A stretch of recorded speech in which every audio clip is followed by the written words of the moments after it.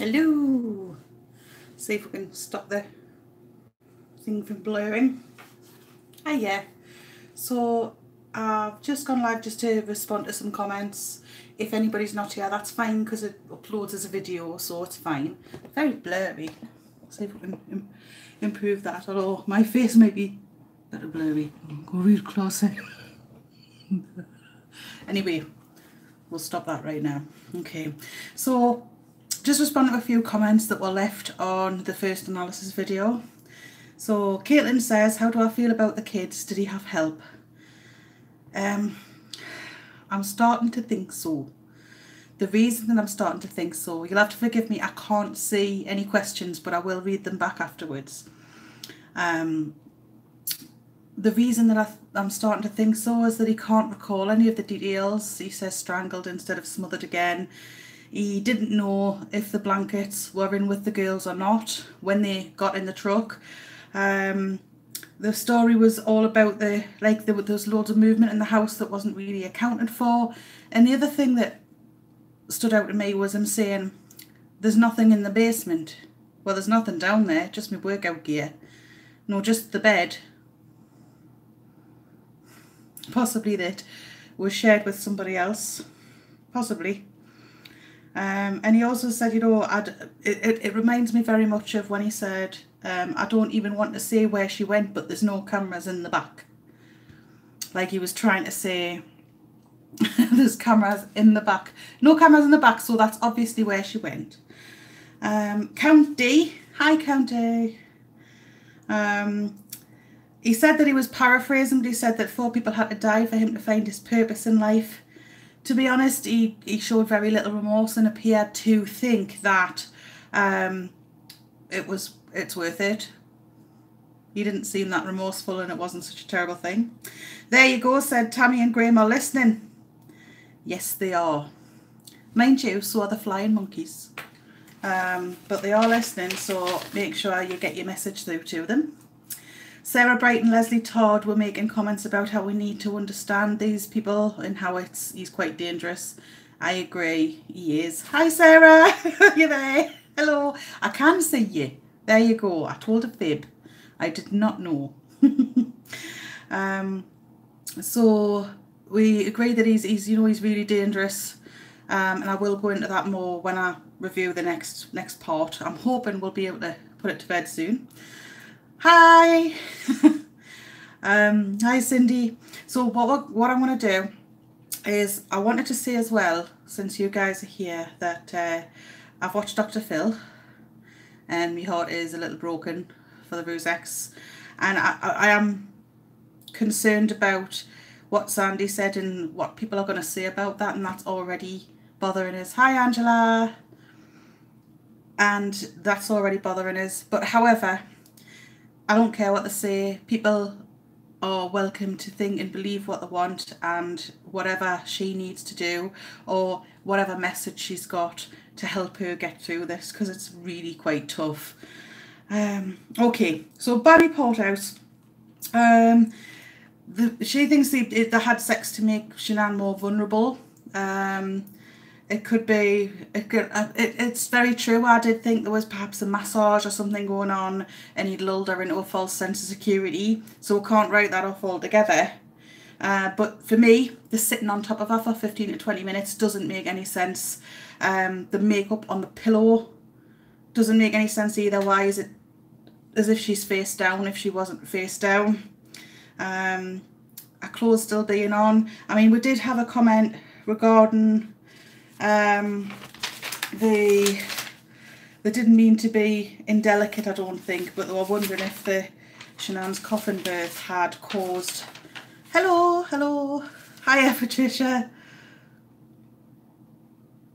Yes, right. So effectively they're saying it may have been a coffin birth that removed any trace of any sort of sexual interaction with them.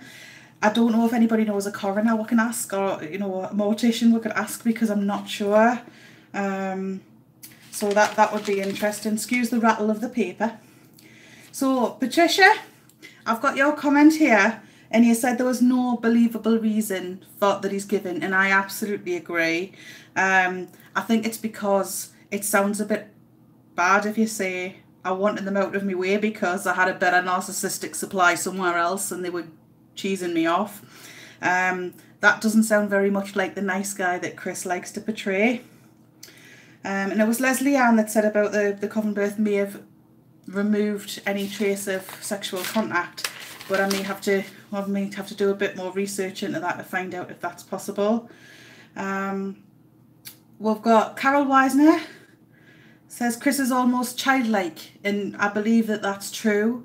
He has a vulnerability that I think worked for him. Early doors he found that he could manipulate and people would respond to that. Bear with me a moment, see if this takes the fuzz away.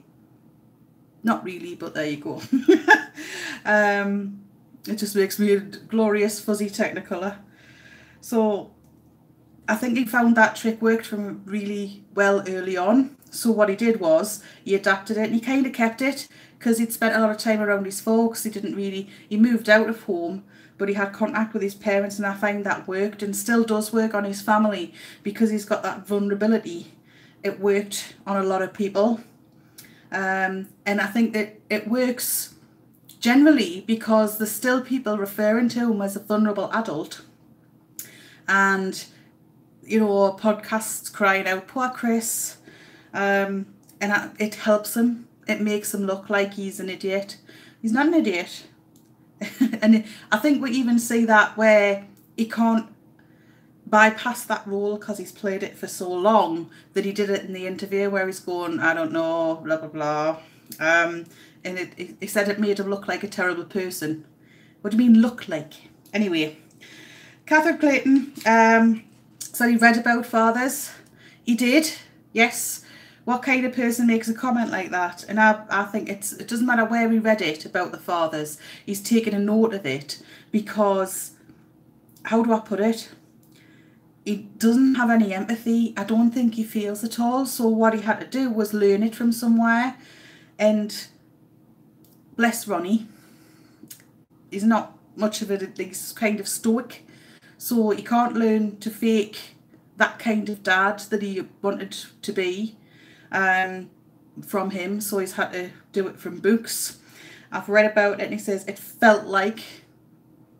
felt like, you know, being a dad was the best thing in the world and I took it all away. Yes, he did. Paula Brown says he has no remorse. He takes no responsibility. Yes, absolutely. He doesn't take any responsibility. He plays lip service to it, pretends that he's taking responsibility, but does not. He thinks he's playing the detectives. Yes, he does. But the funny thing is about that, these detectives have been frustrating to listen to. And the reason for that is because they appear to be pandering to Chris. They are a bit. And I think the reason that they are is because he needs to feel like he's superior to them, and they know that. As a narcissist, he's going to want to feel like he's leading them by the nose, which is why they're still, hi Angela, hi Cole. I don't know where your message has gone, Patricia, but what I'll do is I think YouTube does it automatically sometimes, so I'll have to run it by, but it should be on the replay. So what he'll do is pretend to be this ideal guy, and I have been doing some more research and some more notes for tomorrow. I'm sorry this has been so short, and I'm sorry it's really blurry. I'll try and sort it out for next time, I promise. I feel like I'm looking and I feel like I'm recovering from something. So I'm sorry about that. But hearts out to Hiya Matilda. Hearts out to the Rusex today. It's a really hard day for them. Hiya Cindy. I like Live Abuse Free as well. I really love her. I think she's great. I've watched her from the first sort of analysis she did of Chris because that's all right, Patricia. Sorry, you're very welcome. It's lovely to see you all as well.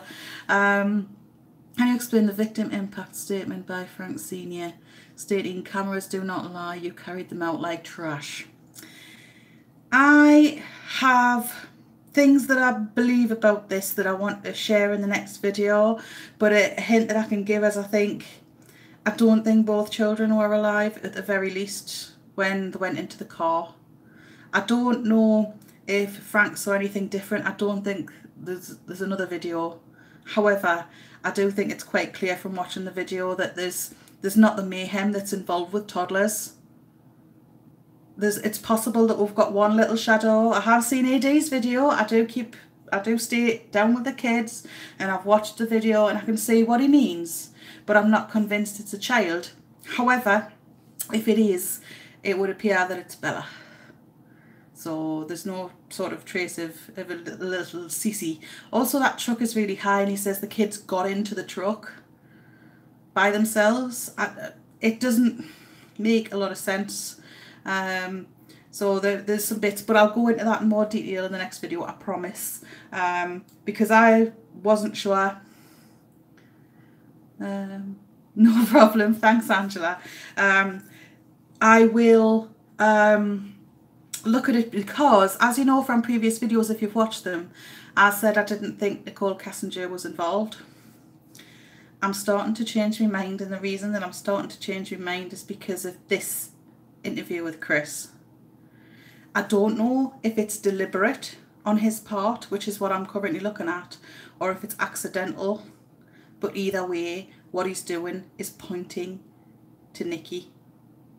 Like when he gets asked, should we look more into Nicole? Is his response no? Well, she did need talking off the ledge a few times. Okay then. You know, she did get upset about tiny little things. And I've got a feeling he's actually doing it on purpose. But we'll wait and see. But I'll talk about that more in the video that I put up tomorrow. Thank you very much for joining us for my first ever live. It's nice because there's just a little group of us. And I quite like that. You can email me at thecasbat@gmx.co.uk, and if you've got any questions or if there's anything else you want me to see, and we'll explore that as well. All right. I will say hi. Yes, well, I'm glad that you did. Absolutely glad that you did, Sarah. Hi, Catherine. Hi, John. You too. Yes, cool. Yeah, I think hiya Jenny, thank you.